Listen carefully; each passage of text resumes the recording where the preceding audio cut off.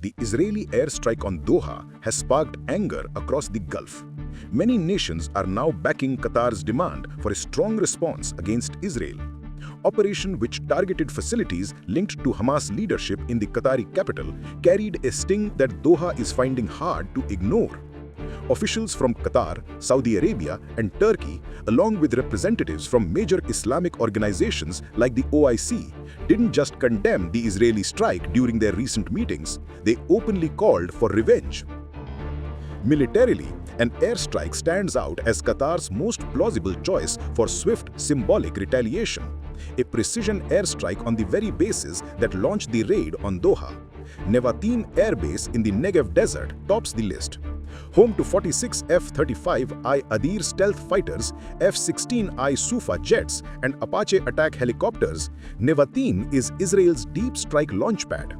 Cratering its runways with Storm Shadow or Scalp cruise missiles would knock out the country's stealth strike core.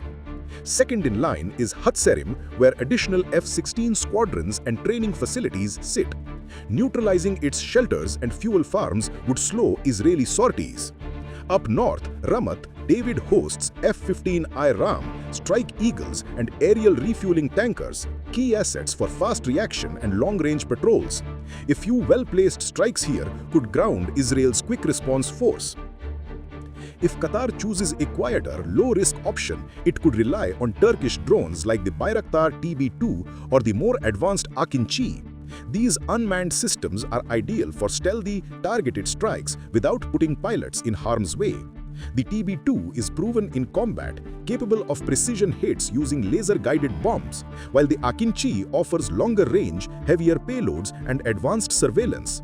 Flying at low altitude with minimal radar signature, they can slip past Israeli defenses and hit key targets like radar stations or fuel depots, making them a smart choice for a limited but effective response. Qatar's Air Force too has the tools to pull this off. Since 2020, Doha has received roughly 36 Rafale fighters, 24 Eurofighter Typhoons, and an initial batch of F-15QA Strike Eagles.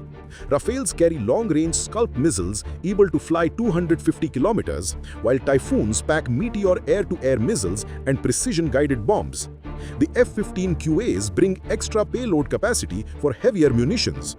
All three types feature advanced AESA radars and electronic warfare suits that help them slip past air defense radars. By flying at low altitude over friendly airspace and topping up fuel via tankers, these jets can reach target bases at night, fire cruise missiles from outside most radar envelopes, and then to enhance surprise and reduce vulnerability, Qatar might seek forward basing options for launch, prioritizing locations that offer proximity and political alignment. Turkish bases such as those near Adana or Diyarbakir could serve as prime preferences. Turkey's increasingly adversarial stance towards Israel, coupled with strong ties to Doha, might allow discreet staging of Rafales or Typhoons under the guise of joint exercises.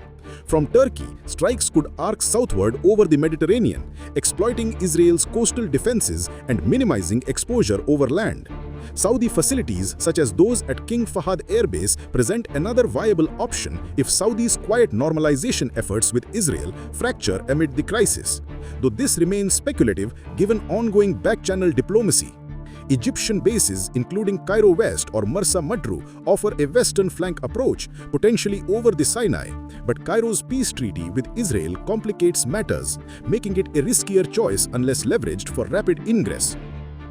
In any case, the operation would unfold in phases. Initial reconnaissance via drones or satellites to map defenses, followed by a nighttime launch of 12 to 18 jets in waves, with electronic warfare suppressing radars and decoys drawing fire.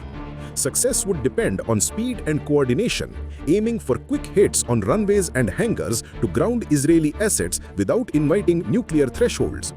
While the probability of such an attack sits around 40 to 50% based on current posturing, driven by national pride and the need to deter future aggression, the window for action is narrowing as international mediators scramble.